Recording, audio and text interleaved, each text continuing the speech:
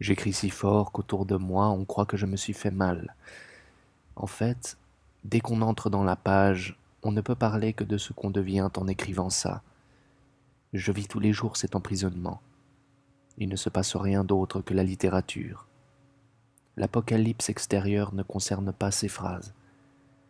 Il s'agit d'une catastrophe interne bien plus profonde, bien plus tragique, que l'haletante externe ne touche pas.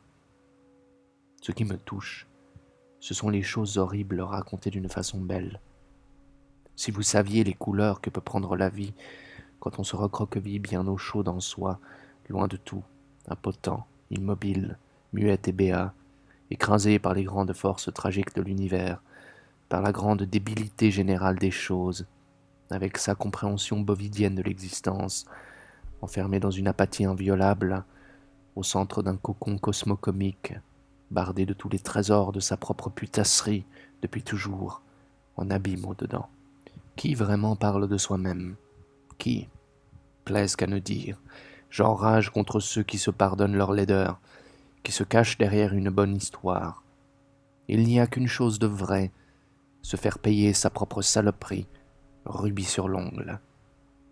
Je n'ai jamais compris ceux qui trouvent encore l'énergie pour se consacrer à une cause quelconque au cours de cette excursion dans cet au-delà paradisio infernal qu'est notre existence, alors que nous avons déjà si peu de temps pour mettre en branle la machine introspective dans laquelle nous devons nous laisser broyer. Hors de question de trépigner dans les cendres de l'actualité brûlante ou de rêvasser à un monde meilleur. J'ai mon atroce petit moi personnel qui réclame à corps et à cri la mise à l'air de ses ovaires sanglants. On écrit pour sauver un morceau de monde qui nous a touchés parce qu'il était plus enclin que les autres à sombrer dans l'oubli. Il y a tant d'ondes, de situations, de personnages, d'objets qui déchargent des sucs littéraires et qui errent à la dérive, informes et perdus, et que le manque de talent, la fainéantise, la connerie empêchent de saisir. On n'en finirait pas de tout transposer et de mettre le monde dans sa vraie musique, entre la mort et la naissance. Si nous étions vraiment honnêtes, nous devrions pleurer nuit et jour de la première blédine au soupir ultime. Tout est parfaitement inadmissible, et pourtant quel putain de souffle nous pousse à tout admettre. C'est l'odyssée des intérieurs qui compte, l'épopée du dedans.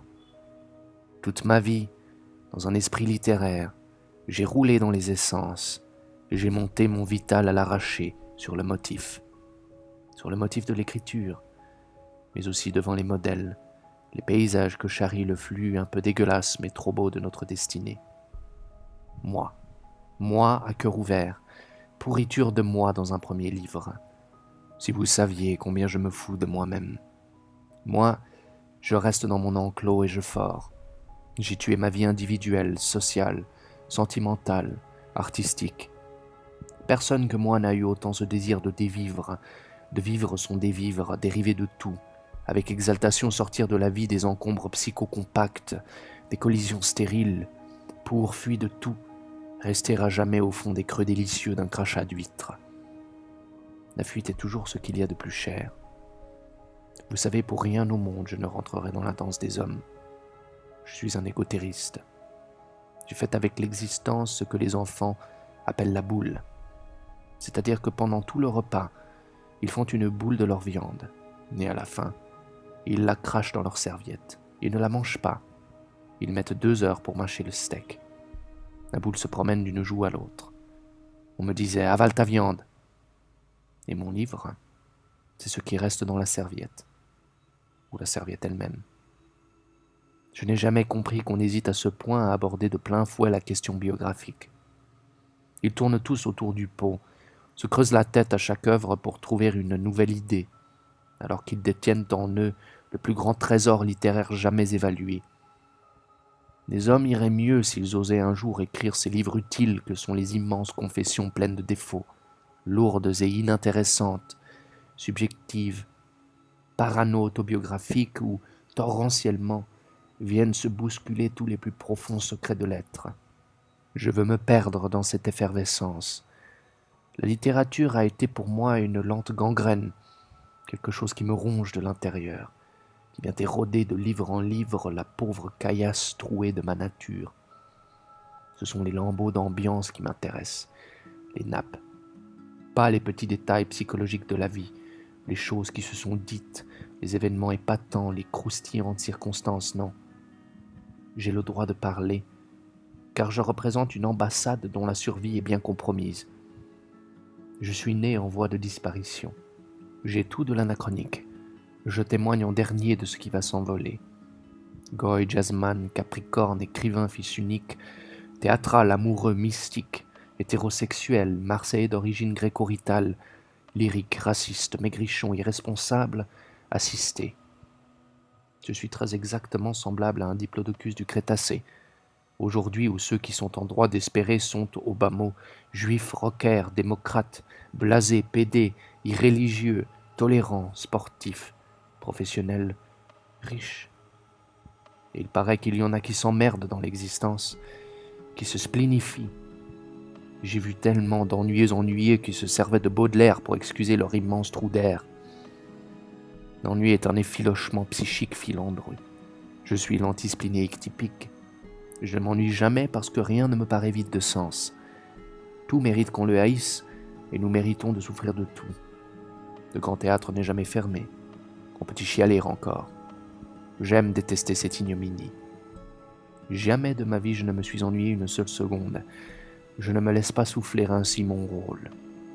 J'exècre à mort tous les radasseurs, les endivanés de l'ennui, ces feignasses vidées, fiers pans déchirés, oisifs éventails troués arborant un spleen du dimanche, un cafard pour rire au fond, un cafard pour les autres, une détresse de galerie. La plupart de ces paresseux cadavres trouvent dans le spleen le sceau de l'ange. On s'estampille d'art, c'est la coulure, ça a un certain cachet de se faire chier. Ils se trouvent artistes en bâillant, se targuent tels, se décrochent la mâchoire en chef-d'œuvre. Ils roucoulent dans les illusoires muses vérolées que sont la vanité du monde et l'inintérêt pour tout ce qui existe. Quel aveu de jalousie totale, quelle crevure d'envie d'être passionné. Avoir la musique, voilà le péché qu'on ne vous pardonne pas. Si vous savez quoi faire de votre peau, je ne donne pas cher d'elle.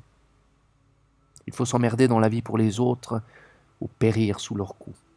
Enfin, je veux leur voler dans les plumes, empailler l'âme à la con, taillader les poignets, défaire la veine jugulaire à ces artisans chlassés, ces bohèmes langoureux, bidons de coton. Ah, les troufions types de la tristesse, les éclairés des ténèbres, les nuls hérons qui pavanent au bar, sucrant les muses. Ah, les artisans, les productifs, c'est fou. Merde à la dégueulasse tristesse. La forgue n'est pas triste. Fats Waller a plus de problèmes que Kafka. Il ne faut rien oublier. Je n'ai aucune névrose, aucune psychose. Mon problème, c'est les autres. Je ne noircis pas la réalité, je la verdis, à la façon de la pourriture qui faisande. Mon regard moisit les sales êtres. Ils sont tous verdâtres subitement. Mais je ne suis même pas vraiment méchant. Hélas, pas même cette vertu. À peine si je regarde avec esthétisme idiot les restes d'une voiture écrasée, un grand arbre qui s'abat dans un jardin, un cheval qui tombe, une jambe qui se casse. Pas la moindre perfidie du monde. Peut-être un peu roublard, un peu salaud, extrêmement acide, mais comme un citron. Ma torture hurle d'ailleurs. Moi j'aime montrer spontanément et immédiatement toutes mes facettes, me débarrasser de tout de suite, qu'on n'en parle plus, m'alléger de moi-même ainsi pour être enfin moi-même. Ce sont les autres qui m'ont toujours tout saccagé, qui m'ont déçu à mort, qui ont tout fait pour rabaisser mon rêve parce qu'ils ne le supportaient pas. Si je suis sombre, c'est par manque. Comme ma mère, je n'ai pas ce goût de vivre, de me régaler. Le plaisir de la vie est un travail énorme pour moi, un devoir social presque, auquel je me refuse. Je n'ai pas à me reposer sur un bout de chocolat. Je n'ai pas à jouir pour me décontracter. J'exècre les vacances. À la galère, il y a tellement de boulot. Il faut cracher sa chic, c'est la seule issue. Ils en sont tous si incapables. Cette époque d'art mineur et de déroute tragique essaie de nous décourager, mais dans son mépris même, nous trouverons de quoi couler nos bronzes. Que le gai savoir écrasé par la triste ignorance, se rassure. La littérature a encore écrit un livre.